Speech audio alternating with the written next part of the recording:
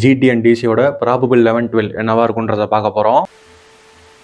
First டீமாக ஜிடியோடது பார்ப்போம். Shubman Gill to open with Jos Buttler. Number 3ல வந்துட்டு சாய் சுதர்சன். நம்பர் 4ல வந்துட்டு கிளென் பிலிப்ஸ். நம்பர் 5ல வந்துட்டு ஷாருக் கான். நம்பர் 6ல வந்துட்டு தெவாட்டியா. நம்பர் 7ல வந்துட்டு ரஷித் கான். நம்பர் 8ல வந்துட்டு வாஷிங்டன் சுந்தர். நம்பர் 9ல ரபாடா. நம்பர் 10ல சிராஜ். நம்பர் 11ல வந்துட்டு பிரசித் கிருஷ்ணா.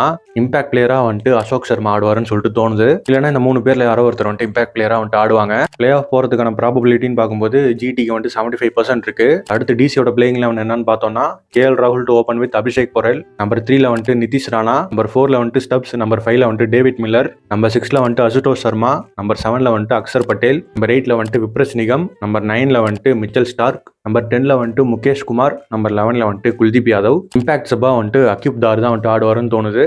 இல்லைனா வந்துட்டு இந்த 4 பேர்ல யாரோ ஒருத்தர் வந்துட்டு இம்பாக்ட் சப்பா ஆடுவாங்க. டிசி வந்துட்டு பிளே ஆஃப் போறதுக்கான ப்ராபபிலிட்டின்னு பார்க்கும்போது 55% கொடுக்கலாம். போன வருஷம் ஜிடி வந்துட்டு குவாலிஃபயர் 1 ஆடி இருக்க வேண்டியது. எலிமினேட்டர் ஆடி எலிமினேட் ஆயிட்டாங்க. டிசியை பொறுத்த வரைக்கும் கடைசி சில கேம்ஸ்ல மொரட்டு சொதப்பி பிளே ஆஃப்கே வந்துட்டு குவாலிஃபை ஆகாமல் எலிமினேட் ஆயிட்டாங்க. பார்ப்போம் இந்த வருஷம் இந்த 2 டீமும் என்ன பண்ண காத்திருக்காங்கன்ட்டு. உங்களுக்கு இந்த 2 டீமோட பிளேயிங் லெவன் என்னவா இருக்கும் அப்படிங்கிறத மறக்காம கமெண்ட்ஸ்ல சொல்லுங்க. அடுத்த கண்டென்ட்ல மீட் பண்றேன். பாய்.